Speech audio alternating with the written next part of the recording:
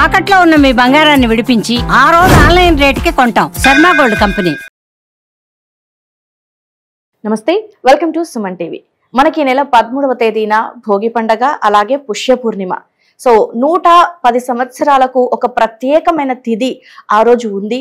And అలాగే దీంతో పాటు తెలిసి తెలియక చేసిన తప్పులు, అలాగే గత జన్మలో చేసిన పాపాలకి పరిహారాలని, ఆ రోజు యొక్క తిథి యొక్క విశిష్టతను తెలియజేసేందుకు ఇవాళ మనతో పాటు ఉన్నారు ప్రముఖ జ్యోతిష్య పండితులు బ్రహ్మశ్రీ నందిపట్ల శ్రీహరి శర్మ గురువు గారు. మరి వారితో మాట్లాడి ఆ రోజు చేయాల్సిన పరిహారాల గురించి తెలుసుకునే ప్రయత్నం చేద్దాం. గురువు గారు నమస్కారం. వాగర్థావివ సంపృక్తౌ వాగర్థ ప్రతిపత్తయే జగతః పితరౌ వందే పార్వతీ పరమేశ్వరౌ. సదాశివసమారంభాం శంకరాచార్య మధ్యమాం అస్మదాచార్య పర్యంతం వందే గురు పరంపరాం. ఆదిత్యాయ చ సోమాయ మంగళాయ బుధాయ చ గురుశుక్ర శనిభ్యశ్చ రాహవే కేతవే నమః.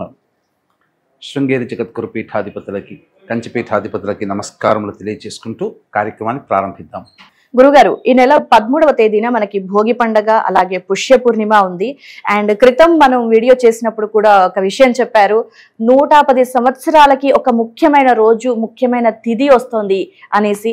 సో ఏంటి ఆ రోజుకున్న ప్రత్యేకత ఏంటి, విశిష్టత గురించి వీక్షకుల కోసం తెలియజేస్తారా గురువుగారు? తప్పకుండానమ్మా. మనము ఈ 13వ తారీఖు రోజున మనకు భోగి పండుగ వస్తుందమ్మా.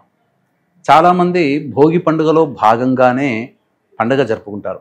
కానీ ఆ రోజుకున్నటువంటి ప్రత్యేకత చాలా ప్రాశస్త్యమైనటువంటి ప్రత్యేకత. ఎందుకంటే నేను గత 2 రోజుల క్రితము ఈ యొక్క మనం వీడియో చేశాం కదా, అప్పటికే చాలా ఇన్ఫర్మేషన్ గ్యాదర్ చేశాను. అంటే దాదాపుగా 1940వ సంవత్సరం నుంచి 2050 సంవత్సరం వరకు ఉన్నటువంటి పంచాంగాలు గణన అంతా చేస్తే ఇలాంటి రోజు మనకు ఈ భోగి రోజున 13వ తారీఖు సోమవారం రోజున వచ్చే రోజు మనకు ఆ 110 సంవత్సరాల్లో అసలు లేనే లేదని చెప్పవచ్చమ్మా. కాబట్టి ఏంటంటే పుష్యమాసం, పౌర్ణమి తిథి, అలాగే సోమవారము, ఆరుద్ర నక్షత్రము, మరియు పౌర్ణమి రాత్రి వరకు, సూర్యోదయం నుంచి మళ్ళీ మధ్యరాత్రి వరకు కూడా ఉన్నటువంటిది. నేను రీసెర్చ్ చేసిన దాంట్లో ఈ పౌర్ణమి తిథి సోమవారములు కలిసి వచ్చినవి 2050వ సంవత్సరం వరకు దాదాపు 18 ఉన్నాయి. తర్వాత ఈ సంబంధించినటువంటి పౌర్ణమి తిథి, సోమవారము, ఆరుద్ర నక్షత్రములు కలిసి వచ్చినవి 3 ఉన్నాయి. అయితే అందులో ఏంటివి, 31 డిసెంబర్ 1991 ఆ రోజున మృగశిర నక్షత్రం 9:20 వరకు ఉంది. సోమవారం రోజున 9:20 తర్వాత ఆరుద్ర నక్షత్రం వచ్చింది. పౌర్ణమి ఉంది, మధ్యరాత్రి వరకు ఉంది పౌర్ణమి. కానీ సూర్యోదయానికి మృగశిర నక్షత్రం ఉంది, సాయంత్రానికి మాత్రమే ఆరుద్ర ఉంది. కాబట్టి అది కౌంట్లో కాదు. తర్వాత మళ్ళీ 12/1/1998 రోజున పౌర్ణమి రాత్రి 10:48 వరకు, ఆరుద్ర నక్షత్రం ఉదయం 7:42 వరకే ఉంది. తక్కువ సమయం ఉంది. మళ్ళీ తర్వాత 6/1/1942 పౌర్ణమి మధ్యాహ్నం 1:41 వరకు, ఆరుద్ర 11:44 వరకు ఉంది. అంటే పౌర్ణమి రాత్రిపూట కూడా లేదు. కానీ 13 జనవరి ఈ సంవత్సరం 2025వ సంవత్సరంలో పౌర్ణమి తిథి పూర్తిగా ఉంది. నిశిరాత్రి వరకు, మధ్యరాత్రి 3 తెల్లవారుజామున 4 గంటల వరకు ఈ 13వ తారీఖు రోజున తెల్లారితే 14 గణంగా 4 గంటల చిల్లర వరకు కూడా పౌర్ణమి తిథి ఉంది. అంటే ఉదయం నుంచి, సూర్యోదయం నుంచి రాత్రి మొత్తం పౌర్ణమి తిథి. ఆరుద్ర నక్షత్రం 12:20 వరకు ఉంది.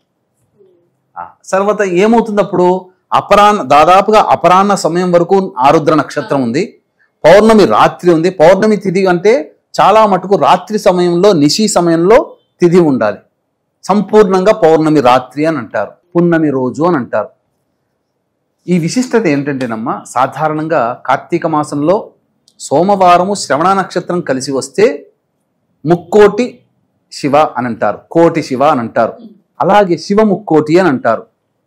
కానీ పౌర్ణమి తిథి సోమవారము ఆరుద్ర నక్షత్రం ఉన్నటువంటి రోజున ప్రత్యేకంగా శివముక్కోటిగా, ముక్కోటి శివగా పిలువబడుతుంది. ఈ యొక్క 4 కలిసిన రోజు ఈ యొక్క 2025లో భోగి రోజున వస్తుంది, 13వ తారీఖు రోజున. అంటే 1940 సంవత్సరం నుంచి 2050 సంవత్సరానికి మధ్యలో ఎక్కడా ఇలాంటి అద్భుతమైన రోజు లేదు. ప్రసార మాధ్యమంలో ప్రప్రథమంగా మనమే తెలియజేసుకుంటున్నామమ్మా. మళ్ళీ ఇంకొక విశేషం చెప్తాను. చెప్పండి గురుగారు. భోగి పండుగ, పౌర్ణమి తిథి పుష్యమాసంతో కలిసి వచ్చినవి 1940 నుంచి 2050 సంవత్సరాల మధ్య కాలంలో 4 ఉన్నాయి. అంటే భోగి పండుగ రోజు కూడా, పౌర్ణమి రోజున కూడా భోగి పండుగ వచ్చింది. ఏ రోజుల్లో అంటే 13 జనవరి 1979 సంవత్సరంలో పౌర్ణమి ఉంది, కానీ శనివారం అయింది, పునరోసు నక్షత్రం ఉంది, ఆ రోజున భోగి. 14 జనవరి 1987 సంవత్సరంలో పౌర్ణమి తిథి ఉంది, బుధవారం అయింది, ఆరుద్ర నక్షత్రం అయింది, అది కూడా భోగి. ఇక 14 జనవరి 2044 ముచ్చట, ఆ రోజు పౌర్ణమి ఉంది, కానీ గురువారం అయింది, ఆరుద్ర నక్షత్రం ఉంది.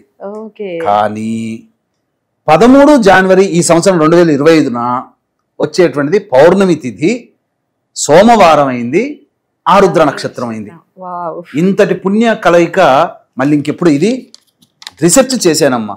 పంచాంగాలను కూర్చొని 4-5 గంటలు కూర్చుంటే కానీ ఇవన్నీ తెలవలేదు. కాబట్టి ఇంతటి అలభ్య పుణ్యతిథి నాకు మాత్రమే తెలిస్తే ఏం లాభం?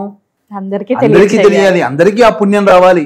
ఎందుకంటే సృష్టి స్థితి లయకార కాలలో లయకారకుడు పరమేశ్వరుడు. ఏ పని జరగాలన్నా ఈశ్వర అనుగ్రహం కావాలి. కాబట్టి ఈ కార్యక్రమం మనం చేయాలన్నా, కార్యక్రమాన్ని వీక్షించాలన్నా శివానుగ్రహం కావాలి, శివుని అనుజ్ఞ కావాలి. కాబట్టి ఈ శివానుగ్రహం ప్రపంచమందరికీ అందించాలనేటువంటి యొక్క సంకల్పం శివుడి యొక్క సంకల్పమే కావచ్చు. అందుకనే ఎవ్వరూ చెప్పనటువంటి ఈ విషయాన్ని మన సుమన్ టీవీ ద్వారా అందరికీ తెలియజేయాలని సంకల్పం జరిగిందమ్మా. సంతోషం గురువు గారు. అందులో నేను కూడా ఒక సమిధన ఎందుకు మాత్రమే సంతోషపడుతున్నాను, గర్వించట్లేదు. ఎందుకంటే ఈ విషయం ఈశ్వరుడు తెలియజేయాలని సంకల్పం చేసుకున్నాడు. కాబట్టి ఆ రోజున అందరూ కూడా తమ జాతకరీత్యా ఉన్నటువంటి దోషాలు కానీ, వివిధ రకాలైనటువంటి భయ దోషాలు కానీ అన్ని తొలగిపోవడానికి అద్భుతమైనటువంటి పరిహారాలు కొన్ని చేసుకోవాలి. అయితే గురుగారు, మరి గత జన్మ పాపాలు కానివ్వండి, కర్మఫలాలు, లేదంటే ఈ జన్మలో మనం మానవ జన్మ ఎత్తాక తెలిసి తెలియకుండా చేసిన తప్పులకి కానివ్వండి, సో ఆ రోజు చాలా మంచి రోజు అంటున్నారు కాబట్టి అన్ని రకాలుగా కలిసి వచ్చింది. సో ఎలాంటి పరిహారం చేసుకుంటే గనక ఆ పాపాల నుంచి విముక్తి పొందే అవకాశం ఉంటుందంటారు?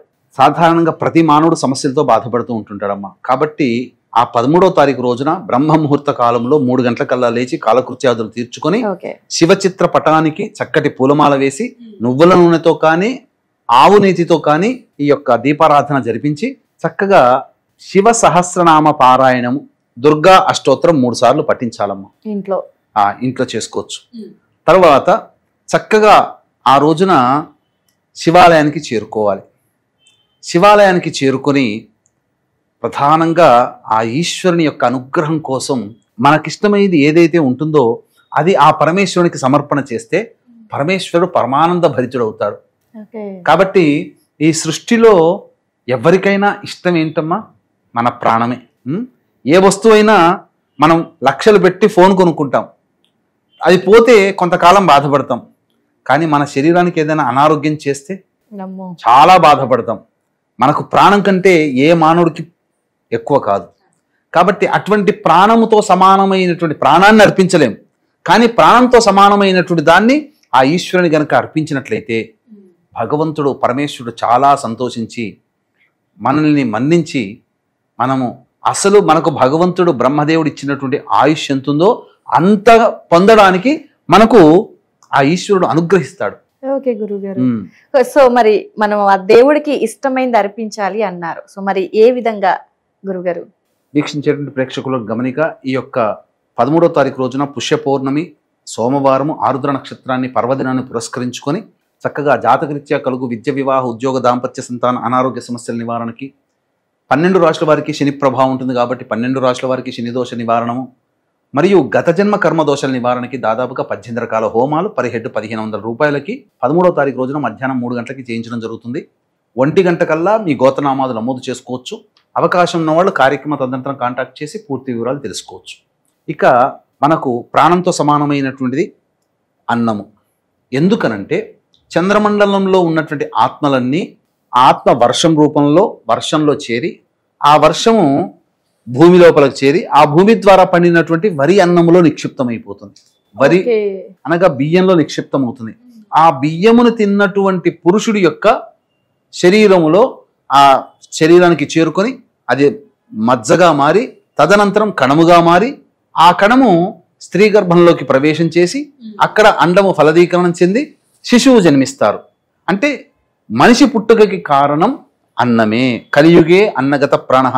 మనకెన్ని తిన్నా అన్నం తింటే వచ్చే తృప్తి లేదమ్మా. ఖచ్చితంగా గురుగారు. కాబట్టి శాస్త్ర ప్రమాణం గర్భోపనిషత్తు కూడా, అలాగే మాండుక్యోపనిషత్తు కూడా, నచికేతోపనిషత్తు కూడా చెప్పింది ఏంటంటే అన్నము ద్వారానే ఆత్మ పురుషుడి శరీరం కణంలో చేరి కణం ద్వారా స్త్రీ గర్భంలో ప్రవేశం, తదనంతరం గర్భధారణ జరగడం, డెలివరీ అవ్వడం, ఇవన్నీ జరుగుతాయి. కాబట్టి చక్కగా ఆ రోజున ఇంట్లోనైనా కానీ చక్కగా అన్నమును చేసి అన్నం తయారు చేసుకొని దాంట్లో తేనె కలిపి చక్కగా ముద్దగా చేసి ఒక శివలింగాన్ని తయారు చేసుకోవాలమ్మ ఇంట్లోనే. అన్నము తేనె కలిపి శివలింగంగా తయారు చేసుకుంటే చక్కగా దానికంతా ఆవు నేతిని అద్దితే మనం అభిషేకం చేసుకుంటే అది కరగదు. కాబట్టి ఇంట్లోనైనా శివ శివ శివాయ నమః శివాయ నమః అంటూ మనకు దగ్గర ఉన్నటువంటి ద్రవ్యంతో కనీసం మంచినీటితోనైనా అభిషేకం చేయాలి. తదనంతరం ఆ యొక్క శివలింగం దాన్ని చేసినటువంటి దాన్ని ఆ యొక్క దగ్గరలో ఉన్నటువంటి చెరువులో కానీ, బావిలో కానీ, నదిలో కానీ వదిలివేయవచ్చు.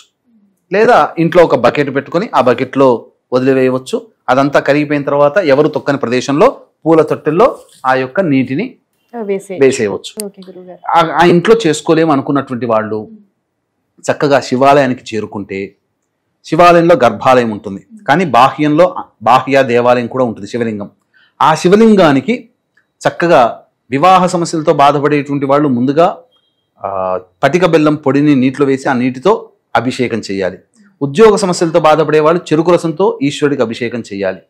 సంతాన సమస్యలతో బాధపడే వాళ్ళు పంచామృతాలతో అభిషేకం చేయాలి. తదనంతరం ఆ గంజి వార్చినటువంటి అన్నాన్ని పొలుసులుగా మల్లెపూలులాగా ఉంటుంది, గోరువెచ్చగా ఉన్న దాన్ని పట్టుకొని శివ శివ శివాయ నమః శివాయ నమః లేదా శివ శివ శివ శివ అనుకుంటూ ఆ ఈశ్వరునికి అభిషేకం చేసి ఆ వచ్చినటువంటి అన్నాన్ని కుటుంబ సభ్యులందరూ కూడా ఆ రోజు భోజనం చేయవచ్చు, తీసుకొని ప్రసాదంగా తీసుకోవచ్చు, లేదా అనాథలకి పంచవచ్చు. ఆ అర్చన జరిపించి తుమ్మి పూలతో అర్చన చేయాలి. వివాహం కావాల్సినటువంటి వాళ్ళకి అభిషేకం చెప్పాను కదా, గన్నేరు పూలు లేదా మల్లెపూలతో అర్చన చేయాలి. ఉద్యోగ సమస్యలతో బాధపడేటువంటి వాళ్ళు ఎర్ర జిల్లేడు పుష్పాలతో అర్చన చేయాలి.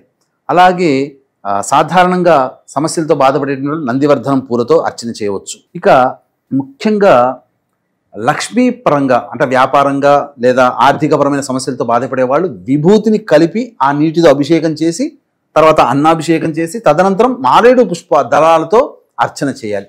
ఈ విధంగా చేసి స్వామికి చక్కగా నివేదన చేసుకుంటే, శని సమస్యలతో బాధపడేటువంటి వాళ్ళు ముందుగా నల్ల నువ్వుల నూనెతో అభిషేకం చేసి తదనంతరం అన్నాభిషేకం చేయాలి శివయ్యకి. ఇవన్నీ ఇలా ఈ రకమైనటువంటి సమస్యలతో బాధపడేటువంటి వాళ్ళు ఈ విధంగా చేయొచ్చు.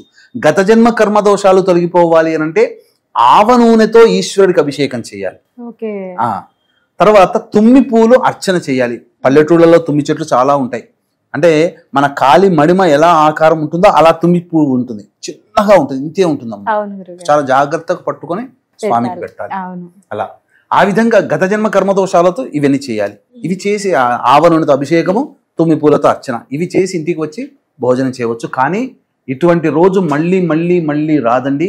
ఈ యొక్క అద్భుతమైనటువంటి అలభ్య పుణ్యతిథి సంబంధించినటువంటి విషయాన్ని మీకు చుట్టుపక్కల ఉన్నటువంటి బంధువులకి, స్నేహితులకి ఈ వీడియో షేర్ చేయండి, సేవ్ చేసుకొని పెట్టుకోండి. 13వ తారీఖు రోజున మళ్ళీ వినండి. చక్కగా శివానుగ్రహం ఉంది కాబట్టి ఈ వీడియో ద్వారా మీకు ఈ సమాచారం ఆ ఈశ్వరుడే మీకు అందించాడు. ఎందుకనంటే ఏ ప్రసార మాధ్యమంలో దీని గురించి ఇన్ఫర్మేషన్ ఇవ్వబడలేదు. తొట్టతొలిగా మన సుమన్ టీవీ ద్వారా మనం అందిస్తున్నాం. చక్కగా ఆచరించి ఆ శివానుగ్రహాన్ని మీతో పాటు మీ బంధువులు, స్నేహితులకు కూడా అందించండి. వాళ్ళు పొందిన పుణ్యంలో మీకు కొంత భాగం భగవంతుడు అనుగ్రహిస్తాడని చెప్పడంలో ఏమాత్రం సందేహం లేదు. కాబట్టి ఇటువంటి రోజు మళ్ళీ మళ్ళీ మనకు రాబోదు. 2050 వరకు లేదు. 2050 తర్వాత బతికున్న వాళ్ళ యొక్క జీవితంలో అప్పటి ముచ్చట అప్పుడు చూసుకుందాం. కానీ 2050 వరకు ఇటువంటిది లేదు. 1940 నుంచి 2050 మధ్య కాలంలో ఇంతటి మహత్తరమైనటువంటి యోగము కలిగినటువంటి రోజు మళ్ళీ మళ్ళీ లేదు అని చెప్పడంలో ఏమాత్రం సందేహం లేదు. నిజంగా గురుగారు, పుష్యమాసము, పౌర్ణమి తిథి, సోమవారము, భోగి, ఆరుద్ర నక్షత్రం, నిజంగా చెప్పడానికి కూడా చాలా అద్భుతంగా అనిపిస్తుంది. సో మీరు చెప్పినట్టుగా ఆ రోజు గనక ఎలాంటి సమస్యలు ఉన్న వాళ్ళైనా సరే మీరు చెప్పినట్టుగా అభిషేకాలు ఏ సమస్యలు ఉన్నాయో వాళ్ళ ఇది సమస్యని బట్టి కనుక చేసుకుంటే నిజంగా అద్భుతాలు జరుగుతాయి. 2040 నుంచి 50 1940 నుంచి దాదాపుగా 2050 వరకు కూడా ఇలాంటి రోజు లేదమ్మా. శాస్త్ర ప్రమాణంగా పరిశీలన చేసి రీసెర్చ్ చేసినటువంటి మనం చెప్పవచ్చు. ఎవరైనా మనం దీన్ని నిర్ధారించుకోవచ్చమ్మా, చూసి డేట్స్ ప్రకారం చూసి. నిజంగా మీరు చెప్తుంటే నాకు కూడా ఎప్పుడెప్పుడు ఆ రోజు వస్తుందా, ఎప్పుడెప్పుడు అభిషేకం చేద్దామా అనిపిస్తుంది. సో సుమన్ టీవీ వీక్షకులు కూడా చూసేవాళ్ళు నిజంగా శివానుగ్రహం గురువు ద్వారా మీ దాకా వచ్చింది వీడియో అంటే నిజంగా అనుగ్రహం ఉన్నట్టే. సో ఖచ్చితంగా మీరు కూడా గురువు గారు చెప్పిన పరిహారాన్ని పాటించండి.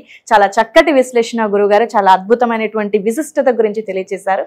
ధన్యవాదాలు గురువు గారు. అలాగే ఆ రోజున మన పీఠ మాధ్యంలో జరిగేటువంటి 13వ తారీఖు రోజున జరిగే సర్వదోష నివారణ పూజల హోమాల్లో కూడా మీ గోత్రనామాలు కూడా నమోదు చేసుకోవచ్చు అని తెలియజేస్తూ సర్వం శ్రీ ఉమామహేశ్వర పరబ్రహ్మార్పణమస్తు.